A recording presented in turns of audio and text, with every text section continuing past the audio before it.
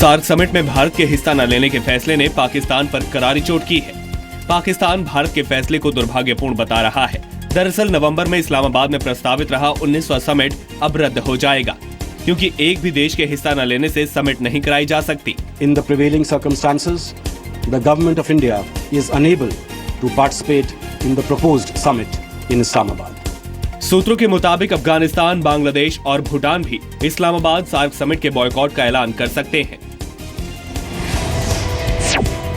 भारत में सिंधु जल समझौते की समीक्षा से डरा पाकिस्तान वर्ल्ड बैंक तक पहुंच गया है।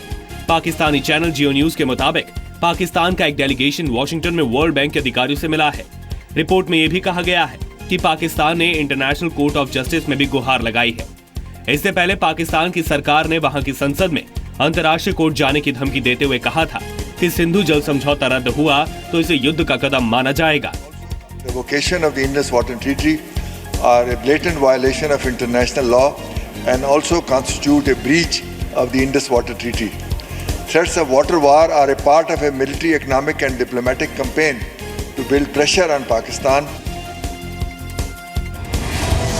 पाकिस्तान से मोस्ट फेवर्ड नेशन का दर्जा छीना जा सकता है। प्रधानमंत्री नरेंद्र मोदी ने गुरुवार को विदेश और वाणिज्य मंत्रालय की बैठक बुलाई है, जिसमें इस पर फैसला हो सकता है। जो भी कूटनीति के तहत जो भी आवश्यक है पाकिस्तान को संदेश देने का, वो ये सरकार जरूर करेगी। भारत ने 1966 में पाकिस्तान को MFN का दर्जा दिया था, लेकिन पाकिस्तान ने कभी भारत को अपनी ओर से सहूलियत नहीं दी। मंगलवार को भारत ने पाकिस्तान के उच्चायुक्त अब्दुल बासित को 7 दिनों के भीतर दूसरी बार तलब कर उरी हमले के पाकिस्तानी कनेक्शन के सबूत दिए।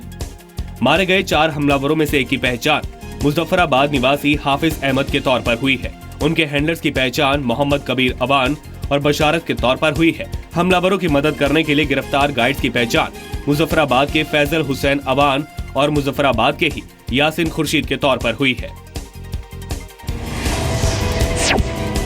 भारत के कूटनीतिक दबाव से परेशान पाकिस्तान की सेना और वायुसेना भारत में राजस्थान से सटी सरहद पर मिलिट्री एक्सरसाइज में जुटा है। राजस्थान के जैसलमेर बॉर्डर से 15 किलोमीटर दूर ये मिलिट्री एक्सरसाइज हो रही है।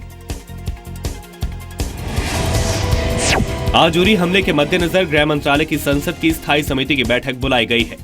बैठक की अध्यक्षता समिति के अध्यक्ष और पूर्व गृह मंत्री पी चिदम्बरम करेंगे। मीटिंग में कैबिनेट सचिव पीके सिन्हा भी शामिल होंगे, जो उरी हमले पर संसदीय समिति को पूरी रिपोर्ट देंगे। जी न्यूज ने दक्षिण कश्मीर जाकर कुछ पत्थरबाजों का इंटरव्यू किया है। इस इंटरव्यू में अलगाववादियों की पोल पट्टी खुल रही है। इन पत्थरबाजों में से 99% ऐसे हैं जिन्हें ना तो आजादी का मतलब पता है और ना ही इन्हें इस बात की जानकारी है कि इन्होंने अपने हाथों में पत्थर क्यों उठा रखे हैं। मुझे अब ये मतलब बताइए, आजादी का मतलब क्या होता है? आजादी किसे कहते हैं? सर पता नहीं किसे कहते हैं, लेकिन कहते हैं आज़ादी, लेकिन किसी को मालूम नहीं आज़ादी मतलब आज़ादी से क्या होगा ये बताइए। सब बोलते हैं मुझे सर इससे पहले पता नहीं क्या मिलेगा, फिर सब बोलते थे ऐसे आज़ादी आज़ादी, हम भी बोलते थे सर। नहीं रहना चाहते, इसके साथ क्या दिक्कत है ये बताइए। भारत के साथ क्या दिक्कत है? कुछ भी नहीं।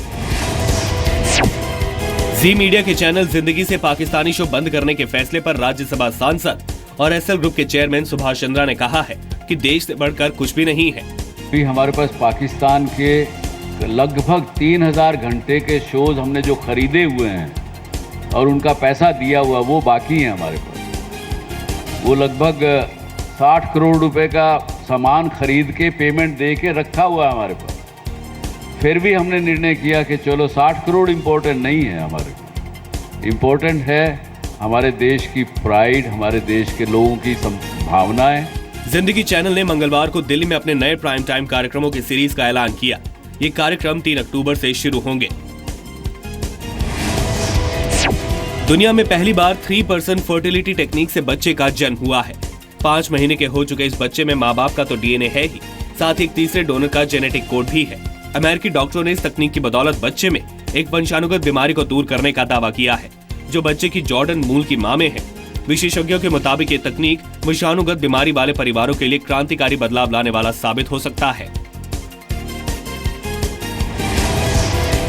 बिहार के बाहुबली नेता और पूर्व सांसद शहाबुद्दीन की जमानत रद्द करने पर आज सुप्रीम कोर्ट में सुनवाई होगी। शहाबुद्दीन को जमानत देने के पटना हाईकोर्ट के फैसले के बाद बिहार की नीतीश सरकार को राजनीतिक विरोध का सामना करना पड़ा है, जिसके बाद सरकार ने सुप्रीम कोर्ट में जमानत को चुनौती दी है। सीवान के चंदा बाबू ने भी जमानत को चुनौती दी है।